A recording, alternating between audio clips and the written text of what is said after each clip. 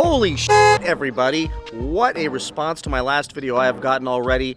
I mean, 200 likes, 9 dislikes, 1700 views in just like 6 or 7 hours, and some incredibly supportive, kind comments, along with some not so kind comments, and some of you who have no sense of humor. My subscribers dropped by about 6, and now I'm up by a net 6, so I think I picked up 12 more, so that's kind of cool.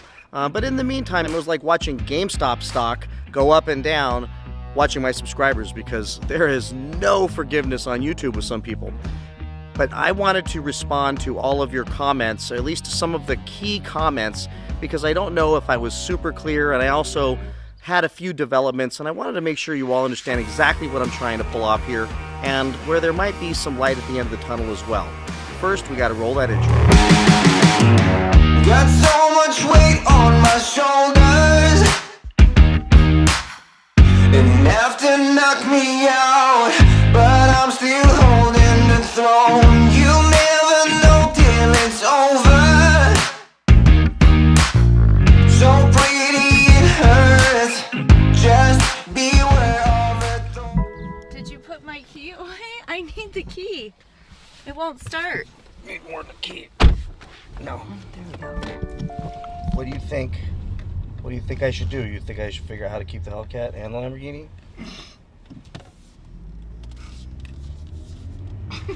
Why are you laughing? Because you're stupid? Because I was pulling out of the driveway just not even a half hour ago to go to the store, and I looked over at your Hellcat and I said to myself, I kid you not, I said to myself, I said, we're gonna have like $4,000 in car payments because he's not gonna get rid of the Hellcat. And I know it. I know he's not gonna get rid of that Hellcat. He's gonna keep that Hellcat. Somehow he's gonna tell me how he has to keep it and he should, and it's okay. It's probably gonna be more like 4,500. Well, that's without my car. No, that's with your car. No. Yeah, no, I think I could pull it off. Like, if I could pull it off under 4,500, should we keep the Hellcat? Well, we love cars. We're car people. No, you're a car person. I'm driving an X3 that fits about 2.5 very skinny people. Oh, you sound so spoiled right now. You got a $65,000 X3M fast ass car. It is like, fast, oh, but you're like, oh, we're car well, people. let's go trade this thing on I tried. on a Toyota Sienna, man. Like that lady's driving right there. See, you could be like that guy right there. They just gave up. They just said, forget life. We're just gonna wait till the open the casket and wait. I just gotta figure it out. Okay, no, $2,500 a month at least for the Lamborghini payment. Nope, I think I can get it for less. Okay, your Hellcat payment is $1,415. I think I can get that dropped. How much is your Hellcat payment? 14. $14 a month. And my car payment is $700 a month. So we're over. How much is your car payment? 7. Yeah. Yeah.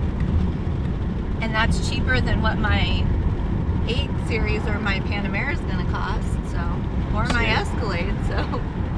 So, if I don't know. How am I going to get a new car if you're going to get a car that expensive? I'm just going to work harder. I'm just going to work harder. I'm just going to go to work harder. I'm going to work harder.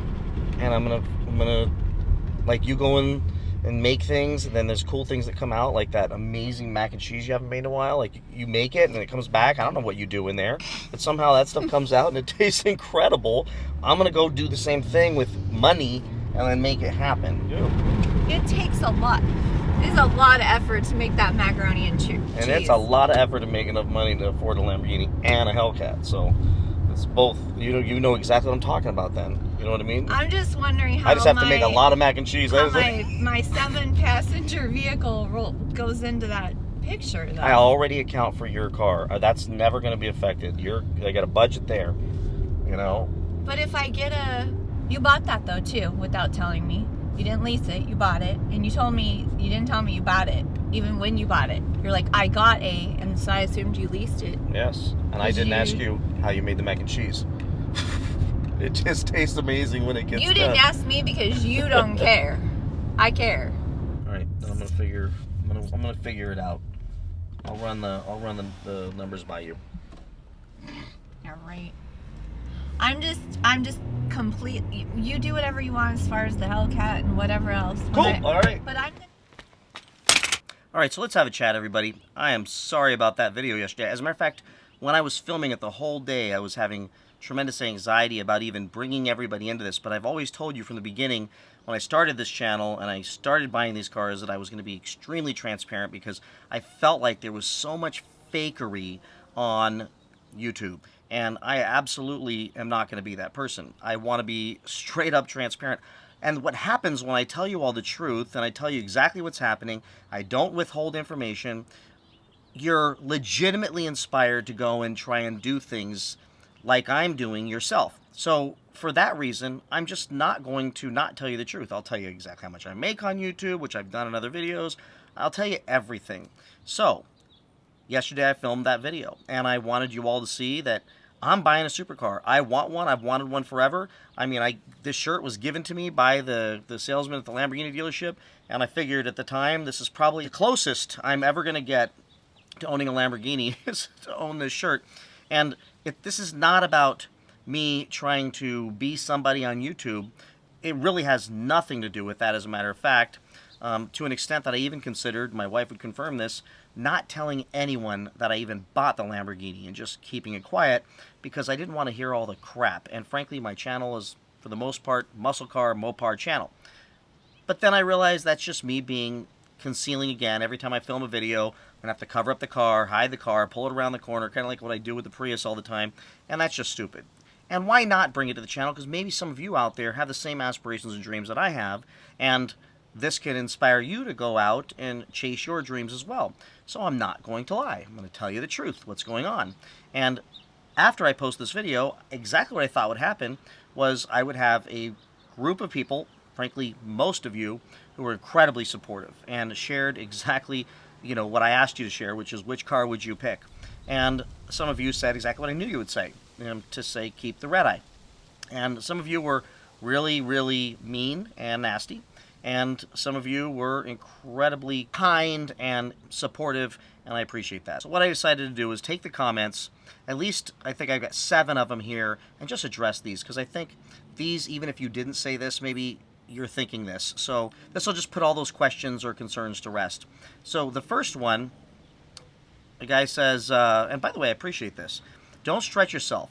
What if one of you loses your incomes? I think meaning my wife and myself. And just a heads up, in all transparency, my lovely wife, who I believe is the hardest worker in the world and has the toughest job in the world, being a mother and taking care of this house and me and our pets and everything else that goes on. It's a full-time job, and she's done an amazing job with our child, to the extent that I'm sharing more transparency. Our little girl had an appendectomy, or emergency appendectomy, a week and a half ago.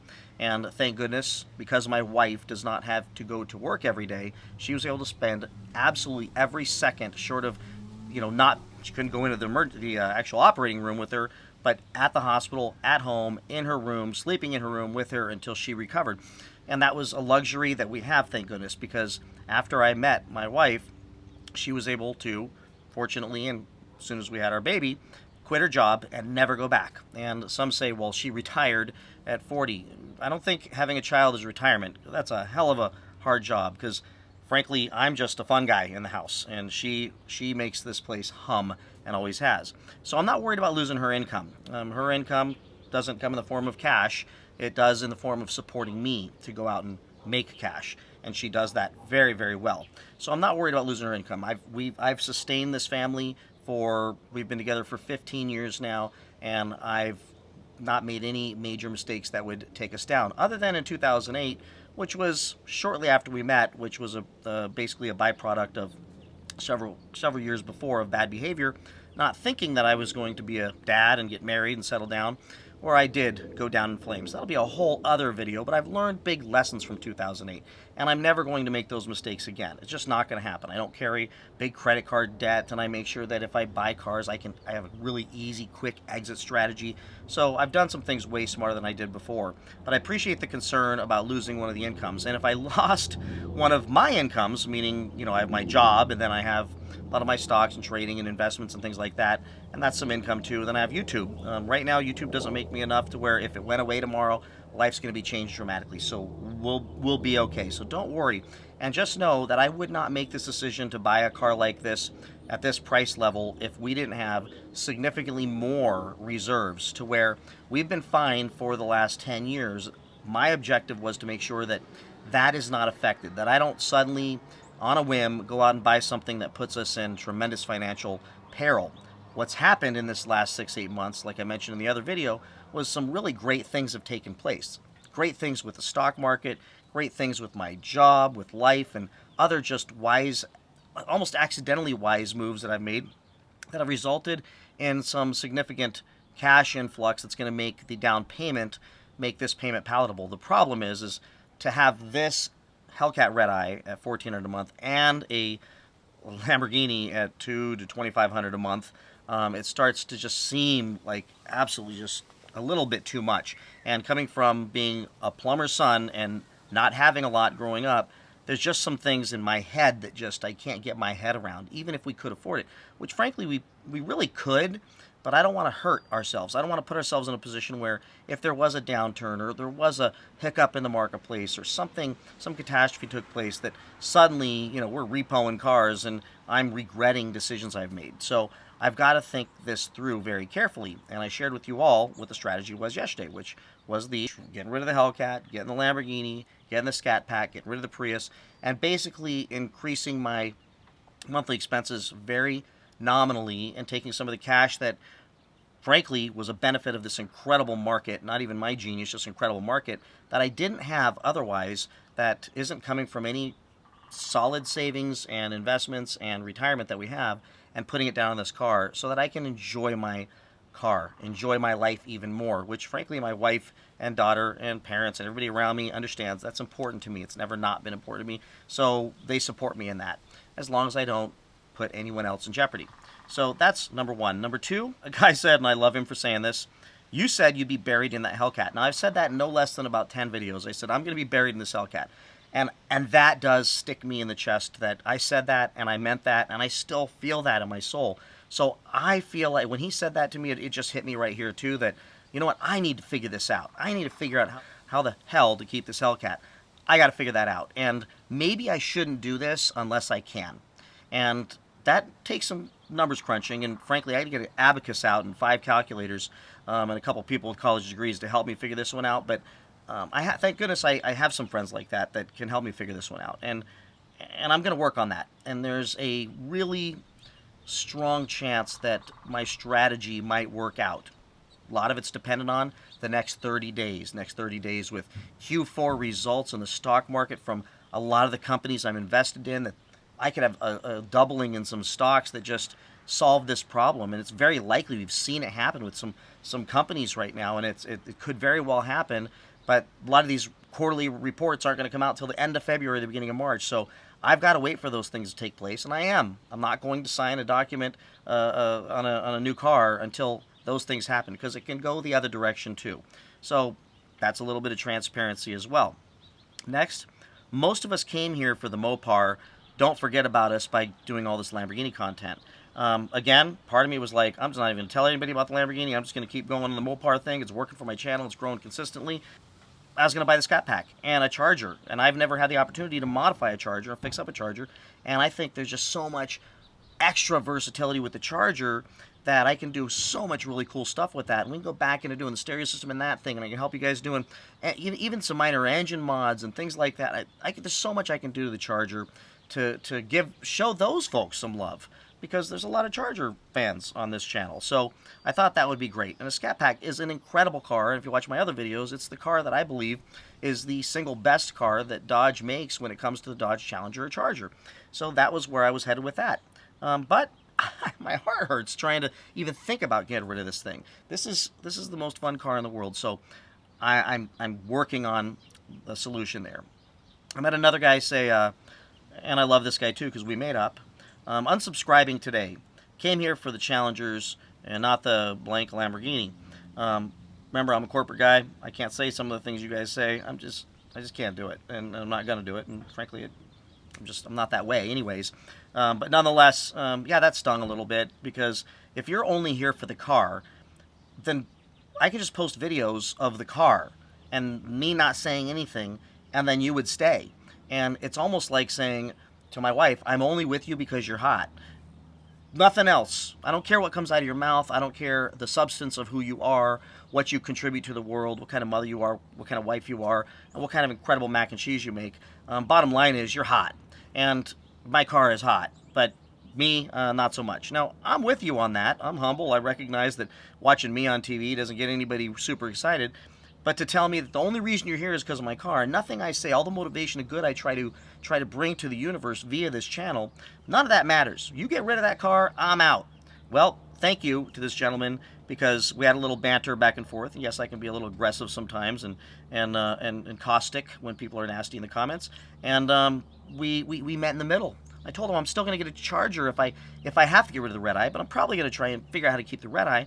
But why don't you stick around for a little bit, because it's kind of funny that you would leave me because of yesterday's video, which I did have so far. It looks like about 6 people completely depart from my channel. Come on, people. Hang with me. I'm not leaving Mopar, no matter what happens.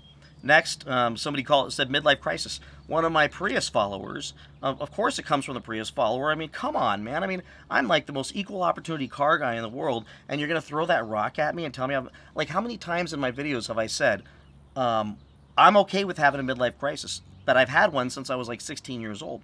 I've owned 35 cars in 25 years, and every single one of them, except with the exception of a couple, like my Prius and my E-Class Mercedes and a few, were always cool cars and always reflected some kind of impression or image on me from other people looking from the outside in. So midlife crisis, that's really subjective. Look, honestly, give me a break. I love cars, always have loved cars. If you're a car enthusiast, you understand. No such thing as a midlife crisis. I'll be having one until the day I die. So when people say that, let me tell you what that means. When someone says you're having a midlife crisis, here's what that means. That is someone, and this sounds so mean for me to say, but it's generally a jealous comment. It's coming from a place of jealousy, where someone will say, you're just having a midlife crisis, from somebody who can't afford to have that same crisis. And had they had the wherewithal to have that same crisis financially, they would be all over it because it's a lot of fun. Or it's somebody who's made a decision in their life that they're going to crawl into a casket and just wait till it's all over.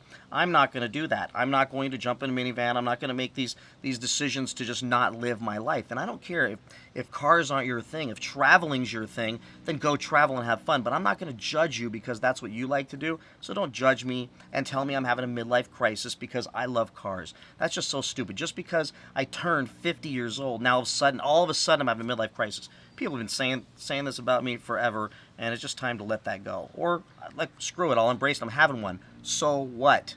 Leave me alone. I enjoy it. I love these things, and I hope all of you getting a little gray hair in your hair, hopefully you're having the hell of an awesome midlife crisis. And frankly, I intend to spend every last penny I have having one till the day I die. So it's going to be a blast, and I have the support of my family to do so. Next, number 6, buy an older supercar and save money. That's good. It makes sense, but the only problem with that is once you get 3 or 4 years old, you can't get the warranties on them, and repairs on supercars are astonishingly stupid. I'm talking about just some hydraulic lines can be $15,000. A clutch is $9,000. I mean, everything starts to be so radically expensive that a Lamborghini Huracan comes with all its service and maintenance for the time I own for that first 3 years. Unlimited mileage, it covers it, so I don't have to pay for all that stuff. And when you're talking about oil changes that are $700-800 and little maintenance things, it just doesn't make sense to go buy an older one, even though I save a lot of money, unless you can get a warranty. And the warranties, like on that red McLaren 2017, I think it runs around $6,000 per year to extend it, so that's about $18,000 for 3 years. That's a big jump in the price and almost pushes me, when it comes to payment, into a newer car again. And as far as buying or leasing, my hope is that I lease this car. My goal is to lease this car because I don't want to own this thing for too long, because when they depreciate and warranty goes away, that's when you have a problem. Unless you can keep the car long enough to where it bounces and then starts to come back up, which I don't know if I'll live that long for a Huracan, because frankly they're making a lot of those. So I would rather just get a brand new one, or a car just a few years old with a full warranty that I don't have to stress about, because I plan to drive the ever-loving wheels off of this thing. It's not going to be a garage queen. It's not going to be parked in there all the time with a cover on it. I'm going to drive the hell out of it. And if I see you at Cars and Coffee and you're not a total lunatic or weirdo or nut and you don't have a knife in your freaking back pocket and bloodshot eyes, I'm probably going to let you take it around the block with me in it. That's just who I am as a human being. So I believe the content that I would provide with the Lamborghini is going to be very different than most people out there, because I think of it as a thing that I love. It's a lot of fun, everything else, but it's not something that's more important than human beings and human interaction and making other people smile and enjoy themselves. So you should be hoping I'm going to get one of these things if you like these, because I'm going to let you sit in it, play with it. If I see you at Cars and Coffee, I'm not that guy that locks it up, walks away, like I saw several times, so many times, and I go, dude, that's a nice car. And they just look at me like this. What's up, man? I will never be that guy. If you say nice car, I'm going to stop, open it up, say, dude, jump in it, man. I did that with the Hellcat. Let a bunch of kids sit in it the other day, started it up, let them push the gas. I mean, they were losing their minds. That's just who I am as a person. I'm not worried if they scuff the interior or anything like that, because we can always fix these things. Next, must be nice to be that well off. And I'll end with this one. When somebody says must be nice to be that well off, that makes me crazy too, because you're acting like I woke up one day and suddenly could afford to buy this car. You're acting like I woke up one day and everything just fell in my lap. I got to tell you, I've crawled through glass to get where I'm at, and I can tell some of the stories of some of the things I've had to go through, but I don't have a college degree. And like I told a friend the other day in a meeting, actually, I said, here's the deal. Every single meeting I go in, every conversation I'm in the big world I'm in this corporate world, I feel like a guy with his hand, at least one hand tied behind his back. There's a lot of times I'm looking up the big words people are using in these meetings on Google just to figure out what the hell they were saying. Sometimes I nod my head, acting like I understand what the hell they said, then I go back and I look it up, and then I get angry because it was offensive. So really, look, I'm grateful for being where I'm at, but if anybody out there thinks that I woke up today and suddenly I just had some cash dropped on my head, in my other videos I've told you, my dad's a plumber. I mean, he, very proud guy, and he saved up his money, and they paid off their house, and they're not poor, but by no means was that Lamborghini money. And frankly, my money is a stretch to get the Lamborghini money. It's just that that's where I decide to put my money instead of other places. So I hope that makes sense. And please, when you say, must be nice to be well off, you could be as well off. You could be more well off than me. Probably you're more qualified, more educated, and frankly smarter than me if you just get up and go do something with all that intelligence and that college degree and just go out there and hustle and beat the streets until, you are exhausted and have holes in your shoes, and you will find that level of success, and you could buy things way better than I could ever buy. With that, everybody, thank you so much. Hang with me through this adventure. I'm going to work hard to figure out how to keep this and buy that. It's not going to be easy, but I'm going to share with you openly, entirely, all the financials. If I can figure out a way to refinance this, margin some of that money, get some more money from hopefully some bump in the stock market between now and the end of the month, and I can do this without affecting my home, and I stay within the parameters my wife and I set for this big decision, then I'm going to keep both cars. And you know what that might end up being? That might end up meaning that I'm driving a Hellcat Red Eye as a daily driver. And that will be some hilarious content as I'm standing at the gas station every single day of my life. But I would almost rather do that than get pushed back to that Prius. I think you all would agree. So like, subscribe, comment, and just be nice, everybody. Stay motivated, and I'll talk to you on the next video. Bye-bye. You want an honest man, but you don't understand.